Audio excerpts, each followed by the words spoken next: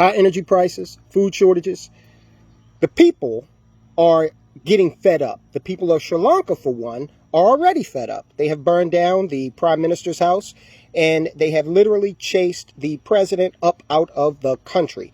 Here are some of his men frantically running with suitcases full of the president's cash. Maybe, I don't know. Trying to get on a Navy ship to go out of there, go anywhere but Sri Lanka, where there are many lampposts throughout the city, any of which could be the president's final resting place if these people get a hold of him. So this is what happens when economies collapse. People get fed up when they can't be fed, okay? You can't do a lot of negotiation, pontification, and diplomacy on an empty stomach. So the people of Sri Lanka, we take a look at them, and we may see a preview of what might happen in other areas of the world. Do you remember the Arab Spring? How that started in Tunisia and then spread like wildfire throughout the Middle East?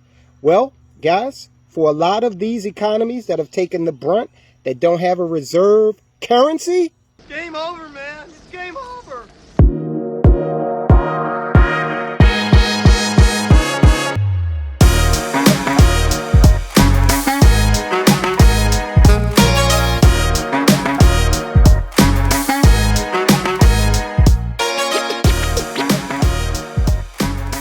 all right, look, that's going on in Sri Lanka. There's some things going on over in Europe. Now, why are we going through this? We're going through this for two reasons. Number one, part of the economic collapse, the global economic collapse, is going to be centered in and catalyzed by the energy sector. Now, we've gone through it again and again, how the powers that be have sanctioned Russia. They hate fossil fuels. They don't want to really invest in nuclear. So, you know, with a world that uses as much energy as we do, when you take away that much supply and the demand remains the same or even ticks up a bit, then costs are going to become prohibitive pretty quickly. So now Europe, okay, in all of their wisdom, they are preparing for a winter in which they may not have enough energy to heat the various homes and businesses. So they're looking at plans to actually shut down certain businesses. And God help their people if they go to turn up that thermostat and the natural gas will not come through. So they're saying that social peace is in great danger. Germany is quietly shutting down as energy crunch paralyzes the economy. Now, there are four sectors of the economy that kind of serve as the overall foundation, okay, for the greater economy, national and global. Those sectors are telecommunications or communications. So internet, throw anything like that in there. You know, your cable infrastructure, your wireless infrastructure. So you got communication.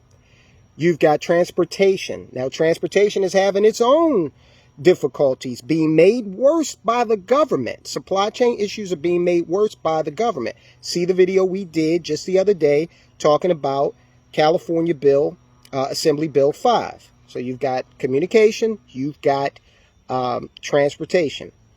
The other sector you have is commerce or finance. Now, we all know that we're facing some difficulties there as we notice that interest rates rise and inflation stays high. So it's becoming more expensive for companies to actually grow because they need to borrow money, and that money has become more expensive with the rise in interest rates. Also, they're at a disadvantage in terms of wages because inflation is so high that they are starting to find it more and more difficult to attract and retain employees at, lower salaries. Look, you can't have a guy out there working for peanuts if everything in the supermarket is marked at $5 at least. What are they going to work for? What's the whole purpose if you can't buy a bag of groceries, right? So you've got, let's go over them again. I mentioned communications, we mentioned transportation, and we mentioned finance. The fourth aspect, or the fourth pillar of the economic infrastructure, is energy. Okay, If you look at all of those industries I just mentioned, you can't have one, or you can't have any of them without the other. You take any of those away, society comes to a screeching halt. And we're seeing that the governments of the world are taking energy supply offline, and it is causing a lot of disruption in the global economy. And they're doing this on purpose, okay? So Germany, their largest landlord, a company called Vonovia, has taken the unprecedented step of restricting heating at night, in a rather terrifying preview of what lies in store for the, quote, most advanced European nation this winter. And remember, Germany is Europe's largest economy. Alas, it's going to get worse, much worse. Germany is now rationing hot water, dimming its street lights, and shutting down swimming pools as the impact of its energy crunch begins to spread like the proverbial Ice 9 wave, from industry to offices, leisure centers to residential homes. This is affecting the people. Now, the reason behind Germany's slow motion paralysis is, as I said before, these sanctions that they placed on Russia, and this move, this mad dash to a green economy. These politicians don't want to transition. They want to take the baby from breastfeeding one day, Tuesday the baby's breastfeeding, and on Wednesday the baby's sitting there eating a 4-course meal, filet mignon, mashed potatoes, broccoli, and a snifter of brandy on the side. That's what they want to do, and it's just not freaking working. The other thing you've got going on is, so we talked about Germany. Also, France is feeling this. European populations are bracing for a frigid upcoming winter amid an impending avalanche of high energy costs and inflation. On Sunday, French Economy and Finance Minister Bruno Le Maire warned that Russia is poised to totally halt gas supplies to Europe and that people must now prepare. Now, we've got a global audience, which still amazes me. This YouTube thing is so powerful. The internet's so powerful. But we have people that watch in Europe. And so I want to hear from you. What are your thoughts on this? Okay, we are now in July, and here in the Northern Hemisphere, we're in the middle of summer. But winter's coming, okay, to quote a famous television show. What are you guys seeing over there? What are your apprehensions about being able to heat your very homes? Okay, how cold does it get over there in your neck of the woods, wherever you are in Europe? So we're going to see some of that coming to America. It's inevitable, okay? And the reason why it's coming to America, This is America, Jack. is because our president, Joe Biden, has, for some strange reason, decided to parcel out oil from our strategic petroleum reserve to other countries, most notably China. All right. Now, there is some question about why this was done. Is this some kind of quid pro quo with one of the companies over in China that President's son was doing business with? I don't know. But I'll tell you one thing. China is in many ways an adversary of America. And when we're experiencing $5 a gallon gasoline, and in some places in this country, $8 and $10 a gallon diesel, why are we giving our oil reserves? These are not surpluses. The Strategic Petroleum Reserve is supposed to be an emergency reserve. And so why are we giving it to a country that is in many ways adversarial toward us? It's very, very strange. Now, I want to tell you something else about this Strategic Petroleum Reserve. So far, the U.S. has allowed more than 5 million barrels of oil from the Strategic Petroleum Reserve to be exported to Europe and Asia, a move that contradicts President Biden's statements about trying to bring down the cost of soaring prices at the pump. We already talked about Biden really doesn't want to do that. He has no real desire. He's genuflecting toward the green lobby. He has no desire to really bring down the price of gasoline. They want you to go out. You can't afford $5 a gallon gasoline, so they want you to. The solution, as far as they're concerned, is to go out and buy a $60,000 electric vehicle. In total, Mr. Biden plans to release up to 260 million barrels of oil from the domestic reserves from October 2021 through October 2022. So for a full year ending in 2022. There were roughly 618 million barrels at the end of September 2021. The reserve is expected to be depleted to less than 400 million barrels, the lowest since 1994, once they get through with expending it in October of 2022. That's a 42% decrease in our reserves.